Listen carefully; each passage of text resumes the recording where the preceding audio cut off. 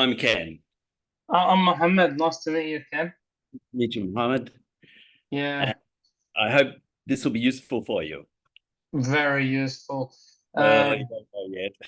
I'm really thankful that you agreed to participate in the interview because all my classmates they are struggling to get someone to agree to be interviewed Ah, because it's just getting out of the holiday, so almost yes. all the churches are busy, all the places of worship are busy, so no one is free to conduct an interview. So very thank you Ah, to you, Reverend. and call me Ken. Yes. Ken, thank you. Thank you very much. Now, the interview today, I'll make sure that we stick to the 1 hour and we finish before the 11 a.m. Thanks. Uh, and it will be about how you practice your religion in a secular society. And secondly, how do you deal with any negative perception of your faith, the uniting church in society? And thirdly, how do you respond to changing social and political conditions in Australia? And then we'll conclude after that. So it will be a very light, maybe get tense interview, but I hope it will be very good and beneficial. I'm hoping to learn a lot from you today. Well, I hope so too. And it'll be more my reflections, as you know, and anything I say in the Uniting Church, we have no one who speaks on behalf of the whole church. Okay. Because of the way our structure is. So when I say something, it doesn't mean I represent the whole Uniting Church. hmm hmm Yeah, well, I have not read anything prior to preparation on this interview about the Uniting Church. So my knowledge is just about what I prepared for this interview. I Sure. apologize if my ignorance surfaced during this interview, but No, correct me always when I'm wrong, please. sure, sure. Yeah, yeah. Yeah. And Now, and are you coming from a Muslim perspective?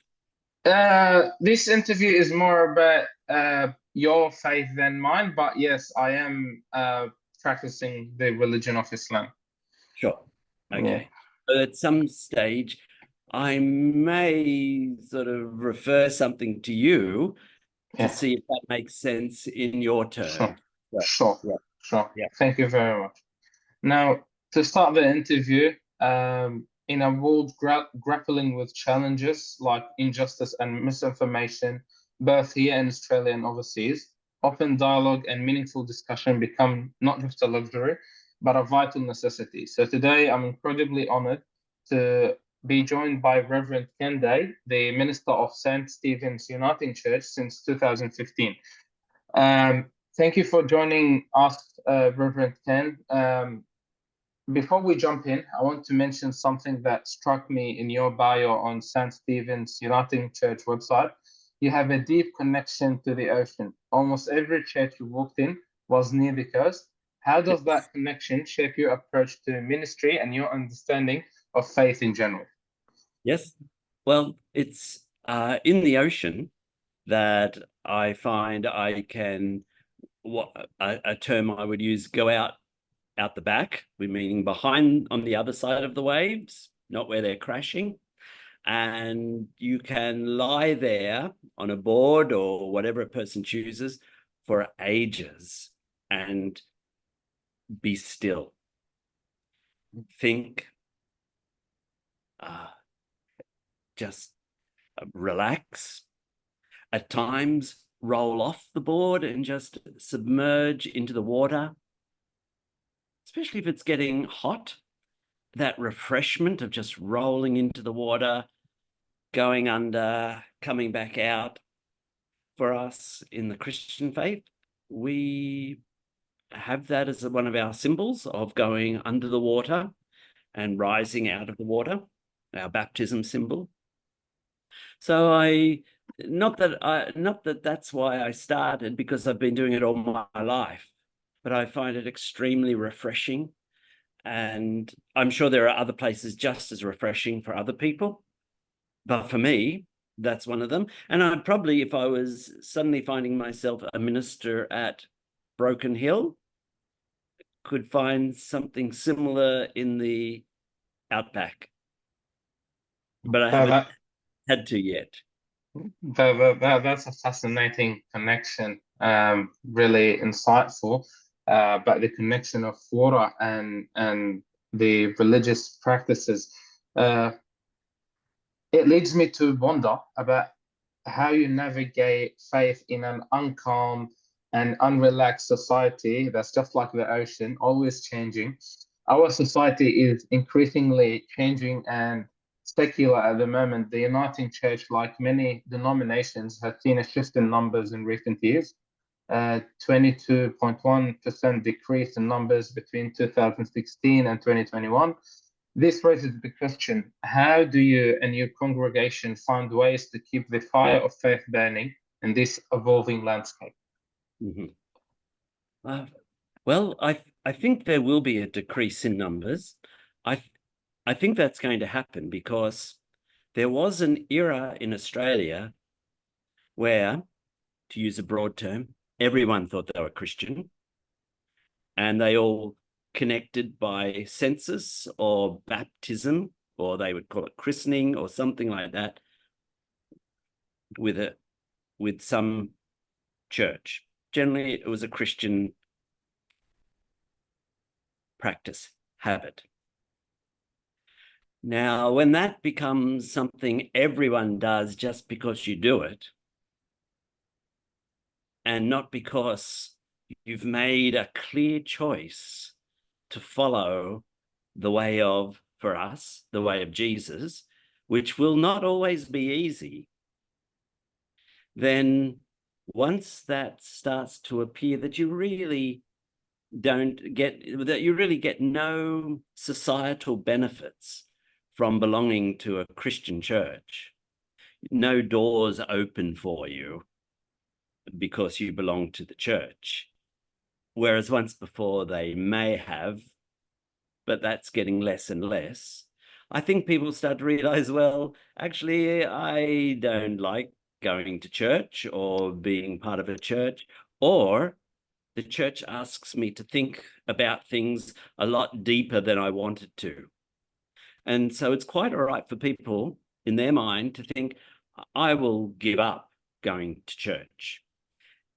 And that's the phrase often used, going to church, rather than that when we come together, we are the church, and we are now, as the church, followers, for us as Christians, followers of Jesus Christ, who was willing to be crucified for what he believed. Once you bring in that, are you willing to be crucified, so to speak, not literally, but are you willing to give up things for your belief? Well, I think people choose the other way.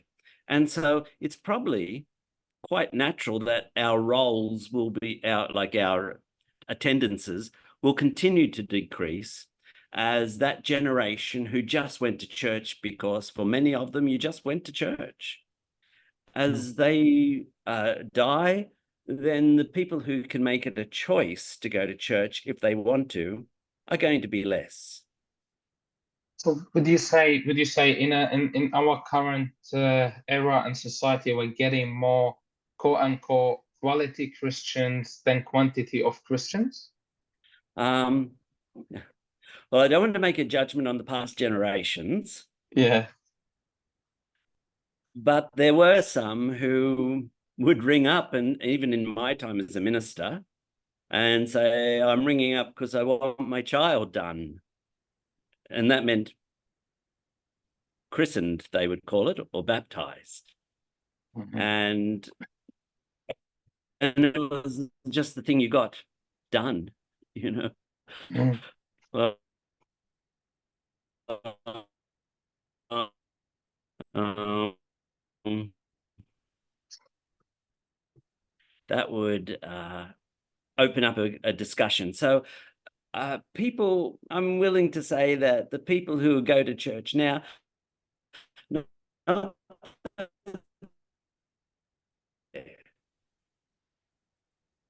it's they're there by choice now, not by Mhm. habit. Makes sense. And it's indeed insightful.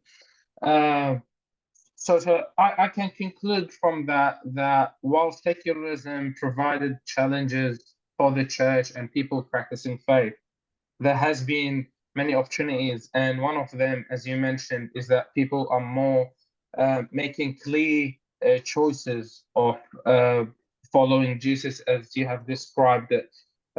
It's indeed insightful to think of it that way. Now, that takes us to another area where I would like to ask you a question. Um, do you feel a pressure to adapt or quote unquote secularize your message to reach a wider audience? If so, how do you balance that with staying true to your core beliefs?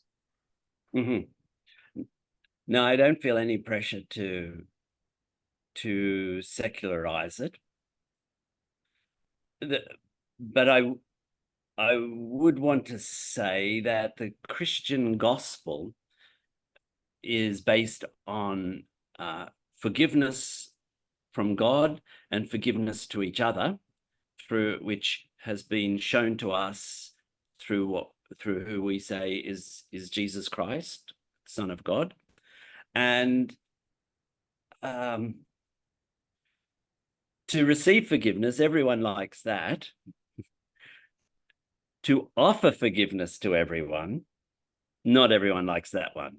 And so sometimes we just talk about, come to Jesus and be forgiven. But there is another part to it, to love the Lord your God with all your heart, soul, mind, and strength, and to love your neighbor just as much as you love yourself. Mm, And then the next question is, how much do you love yourself, appreciate yourself, look after yourself, feed yourself? Do you do that for your neighbor?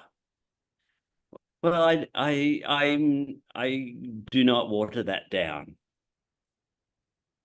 It's a bit of a shock for some people. So, in the present situation with Israel and Palestine, or Hamas and Israel, we would say we are called to love our enemies. And so I don't need to name who our enemy is or who our enemy is not. We are just called, whether they're our enemy or our friend, we are called to love them and bless them, not to take sides. That doesn't mean we do not stand for the underdog, because we are called to stand for the poor and the oppressed and be on their side. But we mm, don't have to hate the oppressor, but we can speak out against the oppressor, but not decide to destroy the oppressor. And I don't know if in saying that I show a bias here, and I'm trying not to, but we don't side with just because when one side says they've been hard done by, it doesn't take much to scratch to see where the other side has been hard done by as well.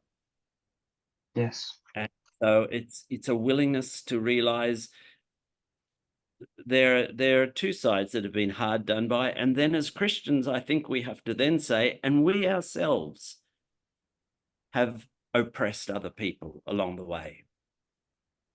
And we know that that was not right to do. So we should not support that it continues. And we should also be fixing up what we've done wrong. We pray, forgive us our sins as we forgive those who sin against us. It's a matter of that when they said, Jesus, teach us how to pray, he included that line, God, forgive us just as much as we forgive other people. So if I don't forgive other people, then I'm really saying to God, you don't have to forgive me. Yeah. Yet we love that prayer. 60 years ago, to have a funeral or a wedding or anything without saying what we call the Lord's Prayer, where Mm, was the Lord's Prayer? And sometimes you say, you don't know how radical that prayer is. Mm. So it is.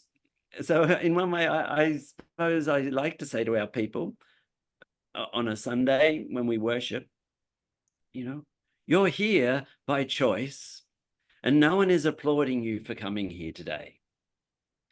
In fact, people will think you're strange, but you belong to a revolutionary group.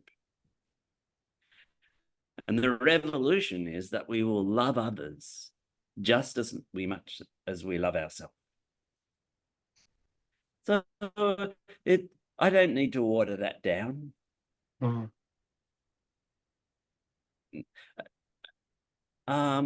Yeah, I don't need to water that down at all. That's a phenomenal wisdom that you have shared. I'm really grateful for it. And I'm sure after we finish, I'm going to go back to the recording and watch it again and again and take insights from it. But now you have mentioned this, I want to jump to the third area and skip the second one and talk about politics, changing social and political conditions in Australia and overseas. Uh, do you think faith still plays a role in Yeah. in politics, and Christians should not tend to be apolitical, but engage with politics while keeping the tradition? You have shared great insights about loving the neighbor, loving the enemy. I think this plays a role. Is there anything else that you think can play a role and guide people who follow the Christian faith in their engagement with politics? Yes. Yes. Yeah. Let's to avoid difficulty, let's move it from the Palestinian-Israeli situation to Ukraine and Russia. Mm-hmm. Two countries that would claim to have Christianity as one of their faiths, Mm-hmm. Orthodox Christians, yet Mm-hmm. they're at war with each other. So because it's not, therefore, I think the church, any sense of war, but bear in mind that there are people in Russia who have no understanding of what's going on. Choose its words very carefully when it speaks out, so it doesn't sound like we are wiping out a whole nation of people in our words, but actually learning to be precise and pick up on. So it means sharp thinking. Where is the issue? And then speak to that issue, not speak to personalities. And so we pray for Ukraine, but we also pray for the people of Russia. But it doesn't mean we shouldn't say that there needs to be, this is what we observe, and this is what, not just our observation, but our scholarly listening to wider voices around the world. This is what we observe. This is where we see it does not fit in with the way of Jesus. So we need to speak out against that for the sake of the poorest people in Ukraine and in Russia. We need to be a voice for them. So, for example, the amount of money that is going into this war while people are not being fed. So there is an immediate issue for us, that war is evil, because it's, we don't believe in holy wars. Mm. If we did, Jesus wouldn't have allowed himself to be crucified. He would have called down 10,000 angels and defeated the enemy. But he was willing to be a servant and to suffer and to die. That's why we have a cross as a symbol. It's not just a nice geometric symbol. You mm. know, I remember a person once saying to me, "Aren't you lucky he wasn't hung?" Because you'd That have a would be noose hanging difficult. at the you know, and I thought, oh, I never thought Yeah, about that. yeah. You'd have gallows at the front of all Yeah. your buildings and around your neck. You've got a nice geometric cross. I thought, oh, good point. That's funny. Yeah. Mm. Yeah. Um, but speaking of holy wars, you mentioned that I'm not quite knowledgeable on history. I'm still learning. But how do you view the Crusades if, as a follower of the Christian faith, you don't believe in holy wars or you don't have the notion of holy wars? Yes, yeah. The Crusades to support your uh, colonization of other countries, it's easy to claim. If you take religion into it, it gives it a holiness about it. You're doing it for the, you know, in the name of God, Mm, Jesus, whoever, and that should stop, and it should never have happened. You don't. That's just where religion and politics. I don't believe that religion has nothing to say to politics, but when politics and religion become the same thing, they, to use that term, they're bedfellows. mhm, They can no longer speak against each other because they're too close. mhm, And I would say that was the problem for the position of the British when they moved across the world to take over countries. And the British and the Church of England, those voices in the church that were saying that the people who live in these countries need to be respected, it's their place, etc. The other voices, which were still part of the church, and they were louder, and the mm. British Empire expanded, which is a whole conversation. But and I don't mind the conversation, but it can never be said that Jesus would have said, "I want you to go and do that." There'd be Oh, nothing in scripture that could back that up. I see. Yeah, it's interesting. You mentioned colonization, British religion. Brings us back here to Australia. Do you think religion has been used in the colonization and the suffering of the Aboriginal people of this land? Mm, yes. Uh, the Uniting Church has what we call a basis of union, and you'd find it on the Uniting Church Assembly's website and probably a link to it on ours. And the basis of union is the agreement, the three denominations, Methodists, who are from England, Presbyterians, who are from Scotland, and the Congregationalists, who are from everywhere. The three came together in Australia to say, look, this is silly. We're all the same. We should be just together. And so but they said, on what basis will we come together? And this is what the document is called, the basis of union. A preamble was put into the basis of union some years back in the 80s, I think it was. And it gives a good explanation of our understanding that God was here by God's Spirit before the British came here. That the Spirit of God is here in the people and before we came. Now, in that preamble, it also says that we understand people of goodwill and good intent did things, but it some at times we were part of the bad results. There were some people of good intent, some people of empire building, and we were so close, it's very hard to differentiate which ones we were in. But there are some people who had completely a good intention to foster life for people. Now, saying that.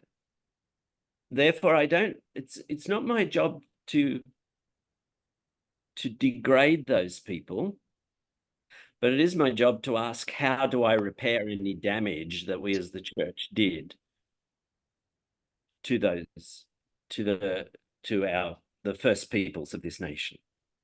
I cannot say, well, that was, just get over it. I cannot say that. Mm. Then since the faith emphasize on inclusivity and justice, in your view, how can the uniting church, for example, continue to advocate to empower Aboriginal communities even after the recent referendum's outcome? Uh, can what how can we support them after this Yes. outcome? Yes. Well, the Uniting Church's position was in favor of the referendum. It was yes. We cannot instruct our people how to vote, but the church had a position. And that was decided through assemblies and gatherings of our people. Individuals still have the right to hold their own view. But I have noticed that this week, a survey has come out as to what will we do now? What's next? We have the Uniting Aboriginal and Islander Christian Congress. They have a voice in our assembly, just like the voice to Parliament was going to be. It's worked very well for us, amazingly well. And they have a voice directly to the assembly of the Uniting Church. So they said they just needed time to reflect before any action. So that time, I gather by this email that has come out this week, they have said that time is over, the reflection time, and now it's time to start asking, what do we do next? So we haven't made a decision. They do say, if you want an answer from the Uniting Church on something, don't expect it quick, because everything's done by consultation. Yeah. So everyone will be asked, what will we do next? I had a quick look at the questions, and they're saying, because we have a covenant with the Indigenous people, and it asks us, in the light of the covenant, what will we do? Were you aware that we had a covenant? Those sorts of questions. Interesting. It's not quite how I would have written the questionnaire, because it does make people who weren't aware, they could feel they're in trouble. Nice. I used to be a school teacher, so I would have framed it another way, but that's how it goes. Yeah. Yeah. It's quite saddening for the hearts of sincere.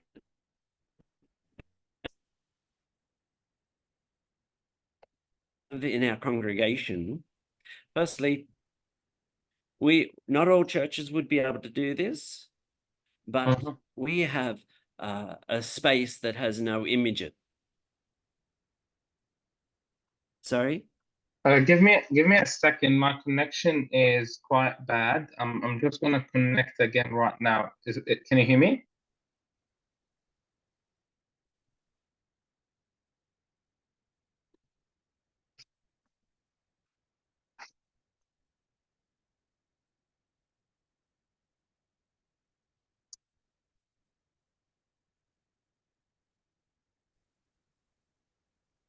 Can you hear me?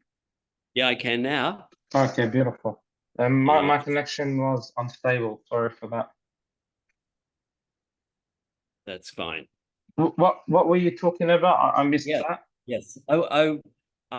At some stage, I'd like to talk about St. Stephen's congregation as well, and how, as a congregation. But you keep asking your questions, because I like them a lot.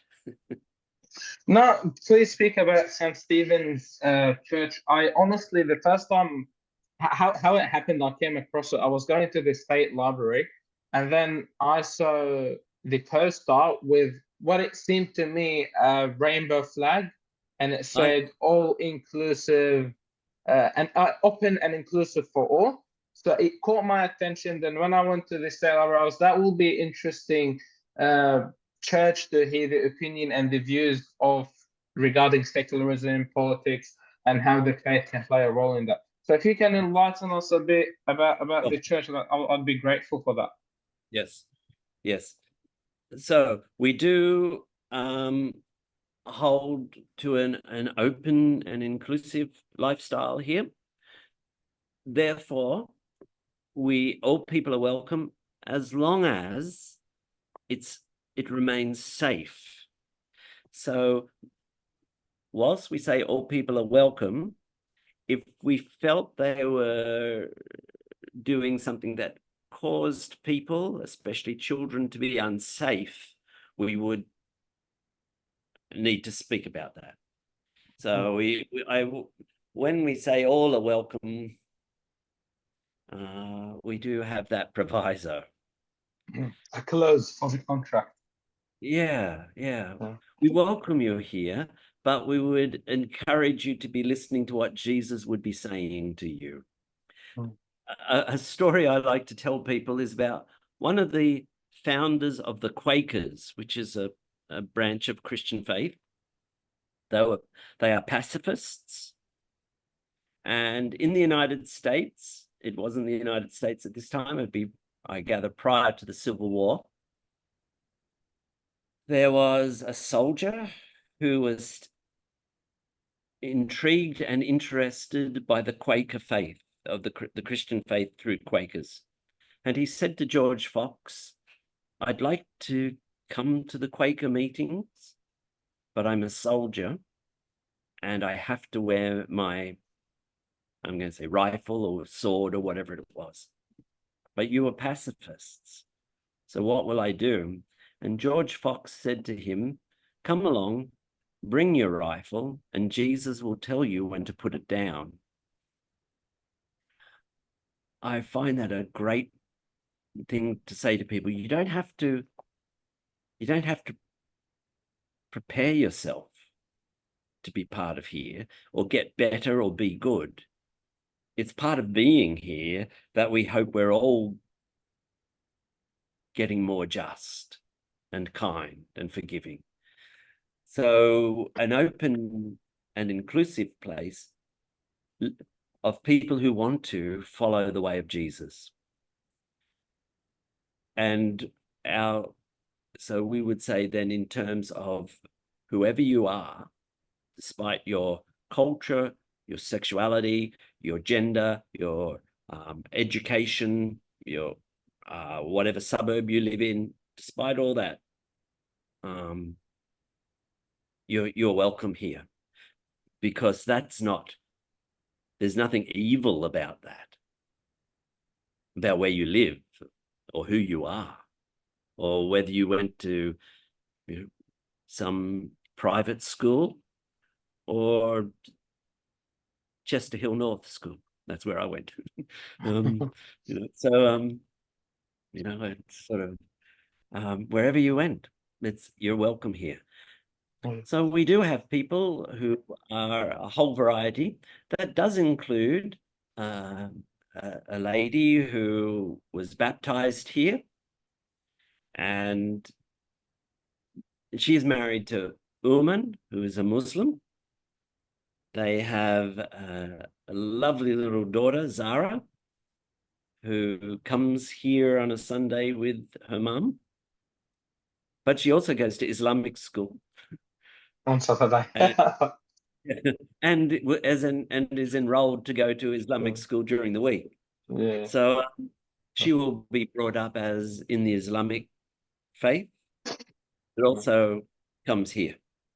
And so when we're buying books for the children, we give the children and their families good quality books. When we're buying them, I buy some that I know that her mum will be able to choose from them a book that's suitable and won't break the relationship, won't be one step too far. It's better to do that and to stay in relationship than to say we can no longer, an old term is, we can no longer fellowship together. Mm. I don't believe it's ever the case. What we have I'm full of lots of sayings. We have another saying that is, we have unity in essentials, diversity in non-essentials, and love in all things. Which means there are some things that we class as essential, and we have a unity in that. That is a respect of God,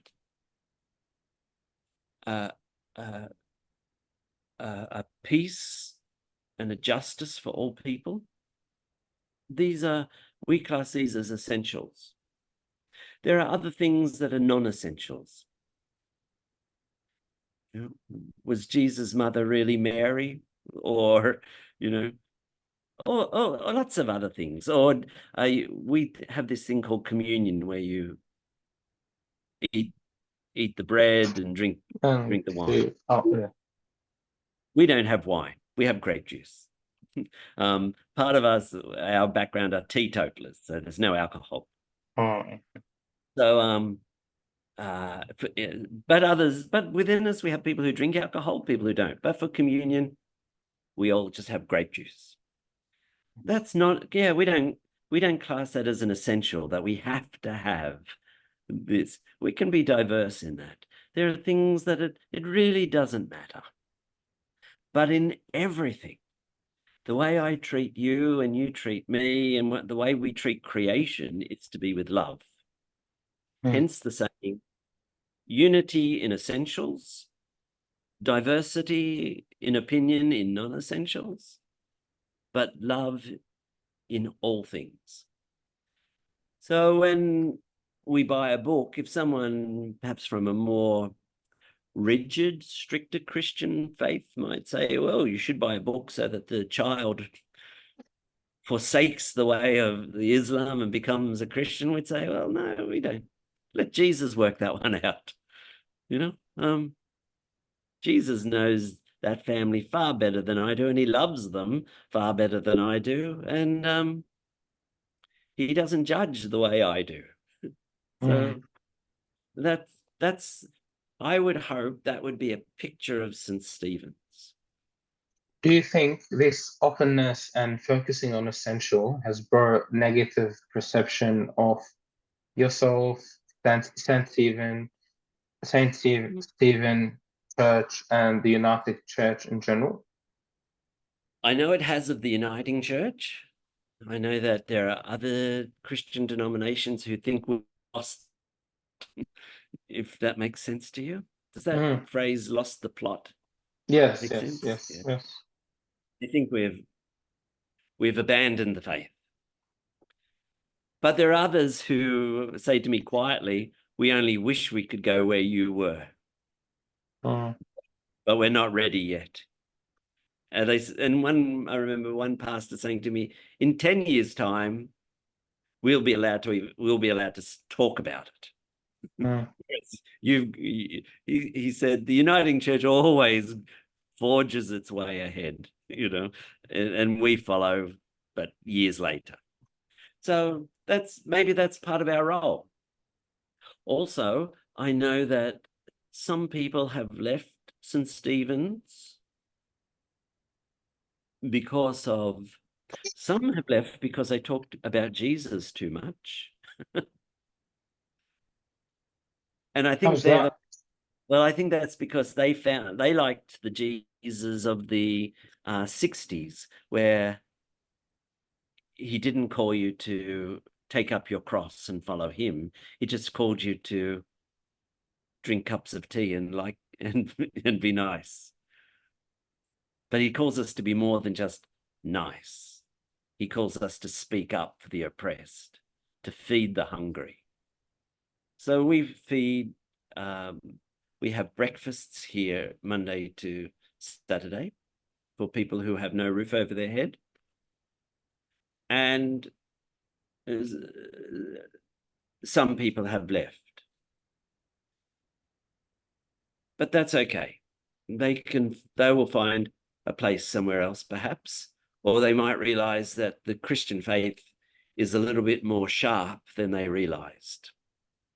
It's more than just nice cups of tea. The one lady, a neighbor who didn't come here, so she came to me and said, I don't like what your church is doing. And I said, why? And she said, because you're feeding criminals. And I said, how do you know they're criminal? And she said, oh, I know. So I said to her, we've all got criminals in our families. Because if you scratch Yeah. below the surface, in the sight of God, Yeah. a sin is a sin. There's no hierarchy. Just because you go to jail for that thing, and for that one, you just Yeah. get someone frown at you. God doesn't do it that way. So just she thinks she comes from a lovely, righteous family. Well, Jesus warned us against that sort of thought because none of us are righteous. Because then if we're righteous, we don't need God. We can just if you were righteous, you could say, well, I don't need to have Allah because I'm as good as Allah, which you wouldn't say. And we would say we're as good as God, who in some of our faiths, in cultures, the same word for God is Allah. Yeah. That always shocks people when you say a prayer Yeah. and you Yeah. do it. No. They say, well, No. actually, in that country, that's how they say God. Yes, yes. Even like in I don't know, many people do not know that, but you probably do know that even the Christian Arabs they would refer to God as Allah. That's Like right. yeah, so when people see Christians referring to may Allah be with you, they think that this is Islam or something. But yeah, quite interesting when we are so disconnected, but we're actually connected in concept. Yeah. Um, it has been a really great interview. I'm aware of the time restrictions that you have, and you have another appointment. So I'm really thankful for the opportunity that you gave me. I definitely learned a lot today. I'll be watching the recordings, analyzing, and writing my essay. So I'm really grateful for that, Ken. But before we end, I have done some research about you before the interview. And I found a Yes. comment by someone on Facebook on a picture of you. Um, do you mind if I read the comment? Sure. I shared that comment with my Muslim friends, and I was like, I'm meeting this guy. Imagine how good he is. But the comment is, Yes, I I have am nervous. yeah, I have a very fond memories of you, your lovely wife and children when you were a minister at Kogra. I'll never forget you the day mine and Robert's son Luke died. You came right from surfing shorts, t-shirt, and no shoes on to the emergency department of St. George Hospital, where staff worked so extremely hard to save our son Luke's life. Sadly, Luke died 23 of January 1988, 2 days after my birthday. This man and his congregation stayed very close by my husband Robert and myself in our grief. Daddy is with you now, Luke. Sadly, Rob died flying his airplane in January 2015. Rest in peace, Rob, and forever thankful to Ken Day, sending love. This comment really showed me who you are as a person in your community and in the impact that you're having. So really, really thankful for the community work that you do. Not for me, as I'm not part of the Christian community or the Uniting Church community, but seeing a comment like that, I believe the lady is remembering something that happened 30 years ago, approximately, of something that you have done. You probably forgot it, but Yeah. she remembers something that you have I done know 30 who you years ago. mean. Yeah, Yeah. I know the family. I know who you mean Mm, too. I've never seen that. And that's on Facebook, is it? mm, mm. Oh, what else is on Facebook? Yeah. Yeah. Yeah. Yeah. Well, I said before, I grew up at Chester Hill, which is I don't know if you know where Chester Hill is, but it's between Bankstown and Parramatta. I went to a Okay. school that was built for what is now the Villawood Detention Centre. I went to a public school and went to a public school at Sefton. And then I taught at Canterbury, mainly Lebanese and Greek children. I was Mm, English second language. Then I went to Cogra, where it was such a multicultural place. Um, I I sort of think, is there any other way? You know, it's just I was very fortunate to be brought up in a family that I say was prejudice against prejudice.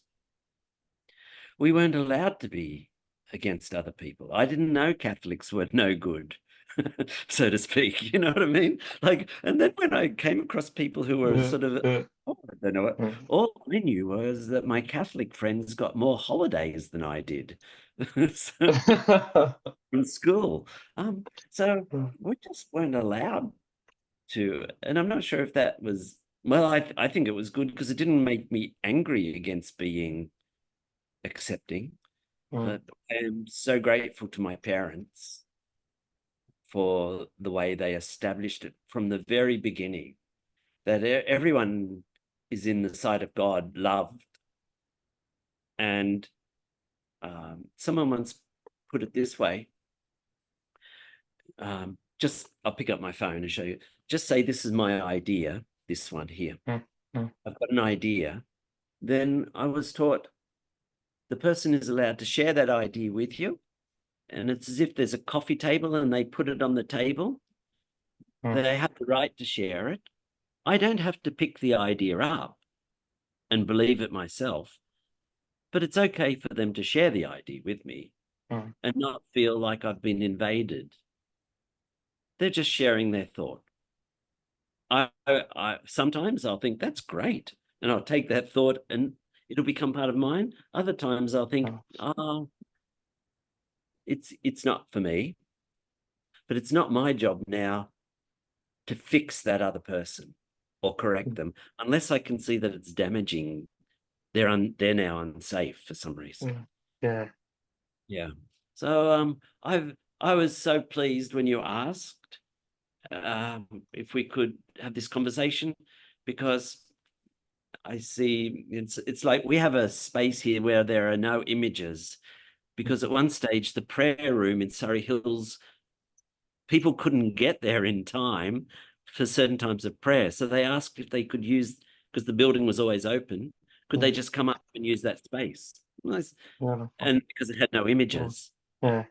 I said, yeah. And so we've kept it that way all the time. Um, it's it's it's just the way to be. I would love to come and visit sometime soon. Uh, when is probably a suitable time that I come and visit the place? Is it open always? What is? Yeah, it is. But if we work out a time and you say, look, sometime this day I'll be able to come along, I'll be here all that day until you can come, and then we can have a look, you know, Beautiful, and beautiful. and I normally say, and we can have a coffee. Now I know not everyone drinks coffee, but yeah. But Um, you probably are there on Sundays, maybe? yeah, I am up to about lunchtime. Yeah. Okay, But we beautiful. do have Sunday mornings, and if you were here on a Sunday morning, we do worship then, but Yes. it's very simple. It's like I'm going to say it's like a school assembly. You sing Yeah, along. yeah. I No, know, I would love to watch that at least. And yeah. And if Anna yeah. was here, who's married to Uman and with Mm, Zara, mm, I'd say go and sit with them. There's another guy who comes here. He's had some intellectual development problems, mm, and he is a Muslim guy, and but he finds, well, he's quite welcome and looked after here. He mhm. says his father would be very unhappy if he knew he was coming here. Now this guy, he's in his 40s, but he Yeah, development is nowhere yeah, near 40. yeah, But I say to him, I don't think your dad would. I think he'd be yeah, fine, because yeah, he just comes in and sits yeah, down and yeah. falls to sleep. You know, he's a nice guy. So we don't, and we only know that he's a Muslim because he told us. We don't ask Yeah, anybody. yeah, People just come as they are. Yeah. beautiful, interesting. Yeah. Well, thank you very much, and I hope Thank to you, Mohammed. come on one of these Sundays soon. But I'm moving houses at the moment, so took a Sure. lot of a busy time for us. Yes. I'm surely gonna visit. It's a promise. So I'm gonna visit sometime soon. Thank you very much again. Thank you. Really, really grateful for the opportunity, Ken. And I hope that you have a lovely day. Thank you, Mohammed. Same to you. Thank you. Bye bye. Take Bye. care.